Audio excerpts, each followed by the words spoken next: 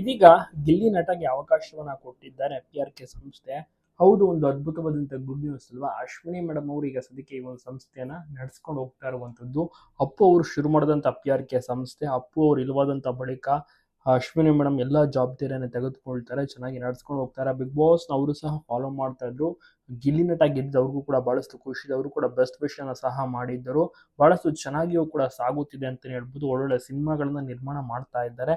ಈಗ ಸದ್ಯಕ್ಕೆ big boss ಗೆದ್ದಿರುವಂತ Gilli ನಟ ಅವರಿಗೆ ಸಿಕ್ಕಾಪಟ್ಟೆ ಫ್ಯಾನ್ ಕ್ರೇಜ್ಗಳು ಕೂಡ ಸ್ಟಾರ್ಟ್ ಆಗಿದ್ದು, ಎಲ್ಲರೂ ಕೂಡ ನೋಡಿ ಖುಷಿ ಪಟ್ಟು ಮೆಚ್ಚುಗೆಯನ್ನು ಕೂಡ ತಿಳಿಸ್ತಾರೆ. ಮತ್ತೆ ಹಲವು ಕಡೆ ಪ್ರೋಗ್ರಾಮ್ಗಳಿಗೆಲ್ಲ ಹೋಗಿ ಬರ್ತಾರೆ. ಗಿಲ್ಲಿ ನಟ ಬ್ಯಾಕ್ ಟು ಬ್ಯಾಕ್ ಫಂಕ್ಷನ್ಗಳಲ್ಲಿ ಬ್ಯುಸಿ ಆಗಿದ್ದಾರೆ, ಫ್ರೀ ಟೈಮೇ ಸಿಗ್ತಾ ಇಲ್ಲ ಅಂತ ಹೇಳ್ಬೋದು. ಸೊ ಹೀಗಾಗಿ ಸಿನಿಮಾ ಶೂಟಿಂಗ್ ಅಂತ ಆಫರ್ಗಳು ಕೂಡ ಬರ್ತದೆ. ಹೀರೋಗಿ 3 ಸಿನಿಮಾದಲ್ಲಿ ನಡೆಸಿದ್ರ ಜೊತೆಗೆ ಈಗ PRK ಸಂಸ್ಥೆಯಿಂದ ಕೂಡ ಆಫರ್ ಬಂದಿದ್ದು, ಗಿಲ್ಲಿ ನಟ ಅವರು ಕೂಡ ಬಹಳಷ್ಟು ಖುಷಿಯಾಗಿದ್ದಾರೆ. ಅದ್ಭುತವಾದಂತಹ ಗುಡ್ ನ್ಯೂಸ್ ಅಲ್ವಾ ಇದು.